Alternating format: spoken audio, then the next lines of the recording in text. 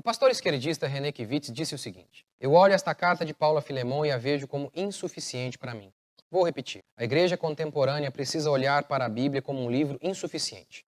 Um livro que precisa ser relido, ressignificado, para que os princípios de vida que este livro encerra e que essa revelação encerra, que estes princípios de vida saltem destas páginas, promovendo libertação e justiça. Ele concluiu dizendo que nós precisamos nos atualizar a Bíblia.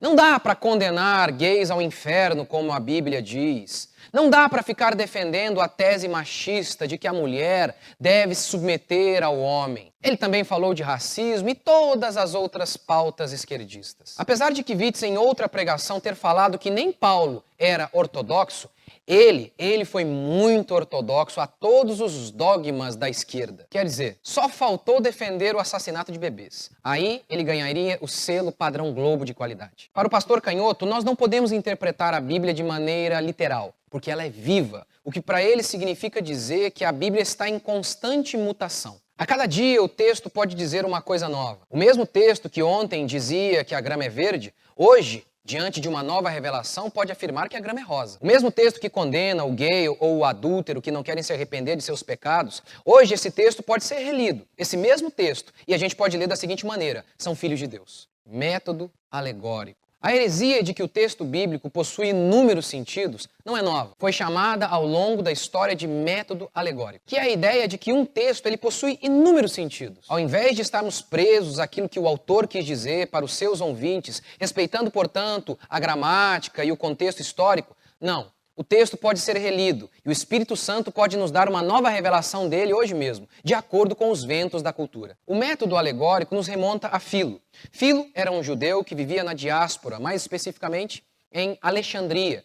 Filo acreditava que os ensinos de Platão diziam as mesmas coisas que os ensinos da Bíblia judaica.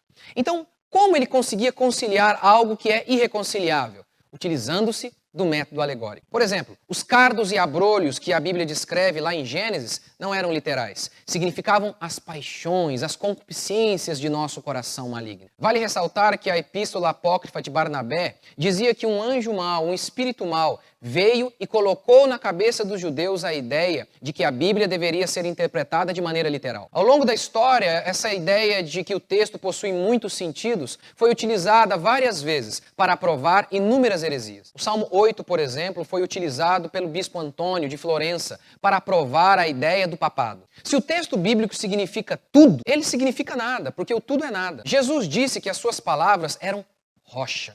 Um terreno firme sobre o qual nós poderíamos edificar as nossas casas. Agora, se o texto possui inúmeros sentidos, nós estamos na areia, fincados na interpretação que o pastor tiver naquele dia, ou de acordo com os ventos de mudança que a cultura soprar em nossas vidas. A Reforma Protestante foi, antes de tudo, um movimento hermenêutico, uma volta à maneira apostólica de interpretar o texto sagrado. Respeitando o seu sentido gramático e histórico, o texto, para os reformadores, possuía somente um sentido, aquele que foi transmitido ao autor para os seus ouvintes. Lutero disse: quando era monge, era muito versado em significados espirituais e alegorias. Mais tarde, porém, quando cheguei ao conhecimento de Cristo através da carta aos Romanos, vi que todas as alegorias são vãs, exceto aquela que Cristo usou. Quanto a mim, já abandonei essas bobagens, e minha melhor arte é pregar a Escritura em seu sentido único. De onde eles tiraram esse método para interpretar a Bíblia? De Jesus e dos apóstolos, que interpretaram o Antigo Testamento dessa maneira. Paulo faz 104 citações formais do Antigo Testamento.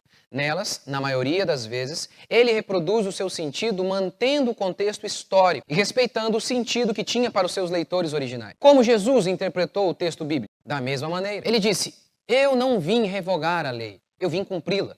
Ao falar sobre Jonas, por exemplo, ele cita Jonas de maneira literal. Jonas ficou 3 dias dentro do peixe, assim como ele ficou 3 dias no centro da terra. E todas as profecias, as quase 300 profecias sobre o Messias, todas elas tinham um sentido literal. Onde Jesus nasceria, onde Jesus viveria, como morreria, tudo isso foi profetizado e cumprido de maneira cabal, final, completa e literal. Do contrário, nós não teríamos certeza alguma de que Jesus era o Messias. Mas qual a consequência dessa abordagem alegórica?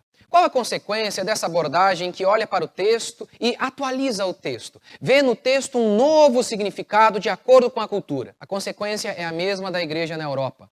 Morte. Na Europa, para se amoldar à cultura da época, a igreja adotou o liberalismo teológico, crença de que a Bíblia possui erros. Assim, ficou fácil adotar todas as pautas esquerdistas e todas as heresias feministas. Mas o resultado disso não foi aquilo que a igreja esperava. A igreja morreu. Como disse Jesus, quando o sal perde o seu sabor, ele não presta mais para nada, senão para ser pisoteado pelos homens. Cartas ao mundo. Para Kivitz, seremos cartas ao mundo.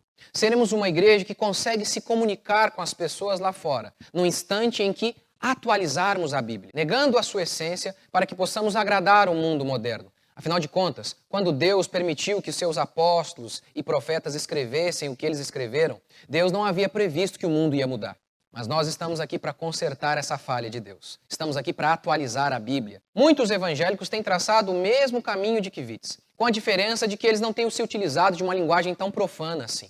Eles pegam a passagem, fiz-me de judeu para ganhar os judeus, e distorcem essa passagem e se utilizam dela como estratégia para inserir todo tipo de modernidade, atualização na igreja. Estratégias carnais, igreja que vira um lugar de entretenimento, igrejas que viram balada, tudo isso para se comunicar com os jovens, se comunicar com o mundo moderno. Afinal de contas, um culto normal, como determinado pela Escritura, com oração, pregação da palavra e adoração, isso não fala com este mundo moderno. Precisamos atualizar o culto. É nesse momento que a gente precisa se lembrar de João Batista, que exteriormente não se identificou com ninguém. Afinal de contas, ele vestia pele de camelo, comia gafanhoto e morava no deserto. Entretanto, com sua mensagem de arrependimento, diz a Bíblia que todos vinham para se batizar no Jordão, junto ao João Batista, o profeta que era totalmente desatualizado. Chesterton disse: cada época é salva por um pequeno punhado de homens que têm a coragem de não ser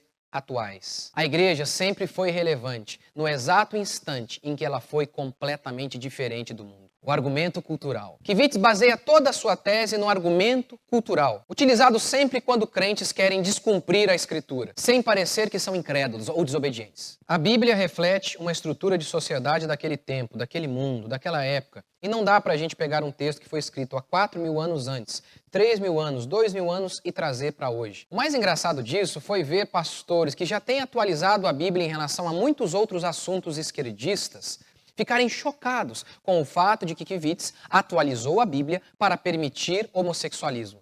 Mas esses mesmos pastores já atualizaram a Bíblia para permitir o pastorado feminino.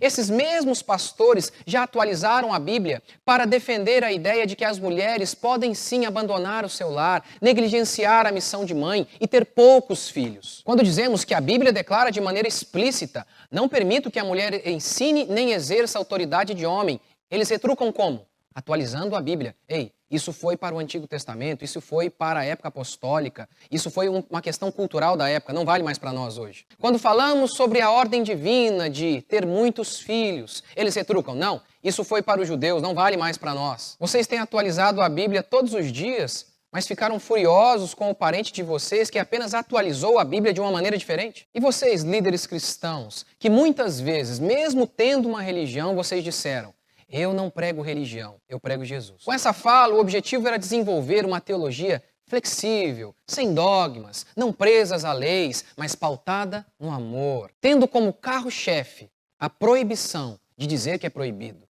Tendo como carro-chefe jamais confrontar o pecado, porque Jesus pregou apenas o amor, dizem vocês. É claro que vocês ajudaram a parir pessoas como Kivitz. Alguns de vocês até miraram nos fariseus hipócritas, mas acertaram em si mesmos. Pois o discursinho descolado gerou uma multidão de desigrejados e de pessoas que têm fabricado uma religião conforme a sua imagem e semelhança, de acordo com suas paixões e concupiscências, onde pode existir de tudo, até gay cristão. É melhor que a igreja brasileira se arrependa por ter parado de pregar sobre o arrependimento.